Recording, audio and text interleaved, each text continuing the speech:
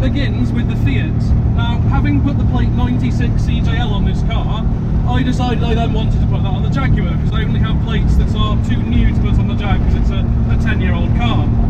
Now, in the UK, to take a plate off a car, it has to have a valid MOT, which this Fiat didn't have, because it's an historic vehicle.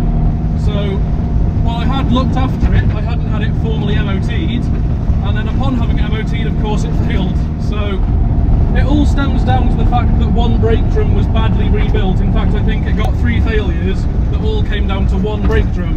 The rest of the failures were just technicalities that were easily remedied. And now that those have been remedied, all I needed to do was go and get my physical plates, which were 220 miles away at my parents' house.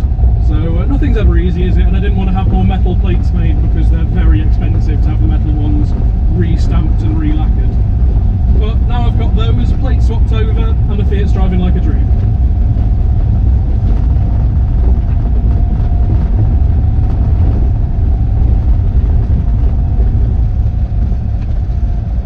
So we go through very picturesque Campbell.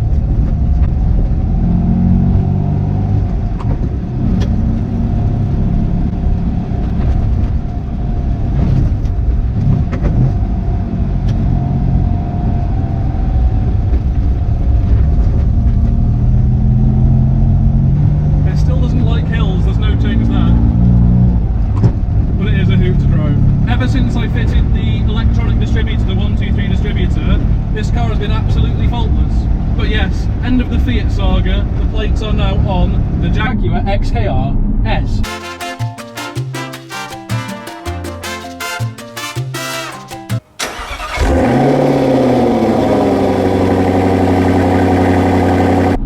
While I was unable to drive my Fiat because of all of those issues, and simultaneously unable to drive my Abarth because of issues which we'll come on to in a second, I also couldn't drive this car. The battery had completely and utterly died, dead as a dodo. So I had to use the emergency key blade to get in the lock on the passenger door, and then because of the unique way that the battery is placed in the XK, I had to disassemble the boot floor and the back of the boot to get to the battery for the AA guy. And as luck would have it, the AA guy's battery booster wasn't strong enough to deal with the Jag's battery. So he ended up there for a very long time, charging my battery with a traditional jump start, but a very long time before signs of life happened with the car. Now that's a bit strange because I've left it for a couple of weeks before and it started right up. In this instance, I'd left it for maybe 2 days and it had died utterly and completely. But as you can see, it's now running absolutely perfectly, and thankfully it was charged up again in time for our trip, all the way down to Land's End. Now, if you've not seen that already, please do check out the half-hour special I put on the channel. That was a buttload of filming and editing and a lot of work to get it to where it is now, so please do check that out if you've got the time. That's about it for the XK, which brings us lastly onto the Abarth.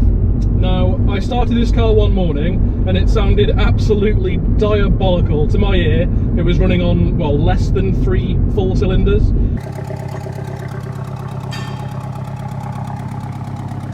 So after a bit of fault finding, it turns out that it was faulty spark plugs, which I think is a little bit odd because I have spared absolutely no expense in looking after this car, servicing it properly, servicing it on time, and doing everything that needs to be done to it. So yeah, that's a little bit disappointing. Also, I went to AR Autos in Bishop's Waltham, who are fantastic. They pointed out that while the correct NGK spark plugs were used, they weren't the Abarth stamped ones. So even the main dealers that I've been going to, or one of them at least, has skimped on paying for the correct parts. Very frustrating. Now, unfortunately, that's not the only thing that went wrong with the Abarth.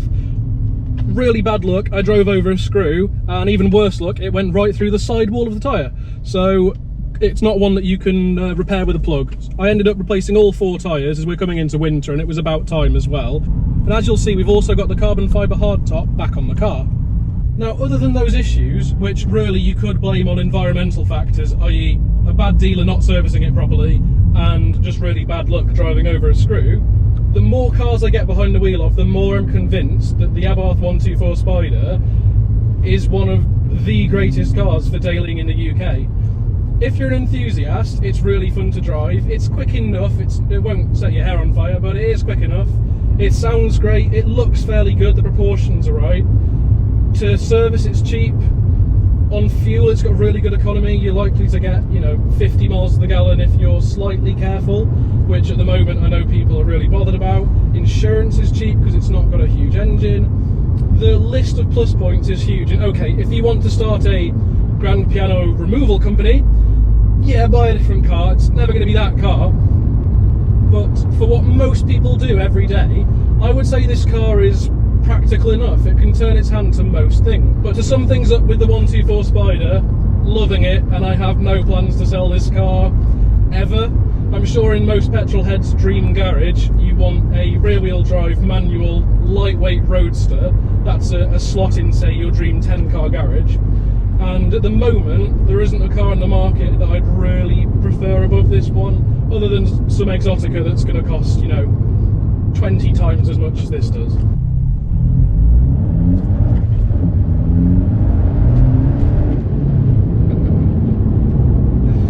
So, Abarth 124 Spider summary. Now I know this is still a fledgling channel and that bigger channels would have had 10 cars to give you updates on, but we'll get there one day, and so much has happened in the last few months that I thought it was worth a little roundup. Now I'm still planning a track day with the Jag, but I'm just weighing up my options to ensure that I get a nice dry day.